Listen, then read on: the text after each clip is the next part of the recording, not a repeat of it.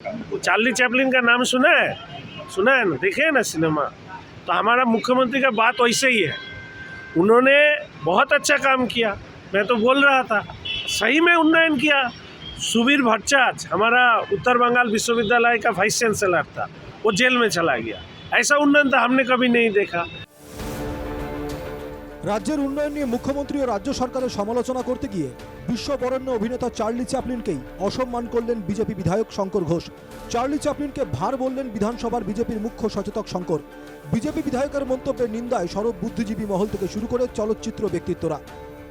কৌতুক রস মিশ্রিত করে যুক্তিবাদী চিন্তাভাবনা পরিবেশন করতেন, মানুষের মনের মধ্যে প্রবেশ ঘটিয়ে দিতেন। সেটাকে সেই কৌতুক রস মিশ্রিত সত্য কথন, সেটাকে ভাড়ামি বলে না।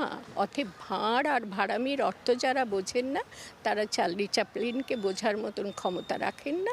শঙ্করবাবু সেই জন্য শব্দ ব্যবহারের ক্ষেত্রে আরও দায়িত্বশীল হবেন, এটাই আমি আশা করি। আর চ্যাপলিনকে ছোঁয়ার ক্ষমতা আমার শঙ্কর ঘোষ। চার্লি চ্যাপলিন সম্পর্কে বিতর্কিত মন্তব্য করায় বিজেপি বিধায়কের শিক্ষা নিয়ে প্রশ্ন তুলেছেন চলচ্চিত্র পরিচালক হরনাথ চক্রবর্তী।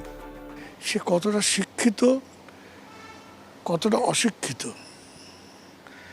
একটা শিক্ষিত রাজনীতিবিদ সে কখনো আরেকজন রাজনীতির কাউকে সে এমন কোনো কথা কিছু বলবে না যেটা অশ্লীল। কিছুই নয়, চার্লি চ্যাপলিন যেখানে ছিলেন সেখানেই থাকবেন অভিনেতা হিসেবে। তাকে ভাড়া বললে তার কিছু যায় আসে না, আমাদেরও যায় আসে না। কিন্তু এতে প্রমাণ হয় যে মানুষ সব এরা এইসব মন্তব্য করছেন, তারা মানে তাদের নিজস্ব যে শিক্ষা, রুচি এবং মানুষ সম্পর্কে তাদের যে ধারণা, সংস্কৃতি সম্পর্কে তাদের যে ধারণা, এই যে কোনোটাই নেই, সেটাই প্রমাণ। শঙ্কর ঘোষের মন্তব্যকে বিজেপির অপসংস্কৃতি বলে কটাক্ষ করেছে তৃণমূল।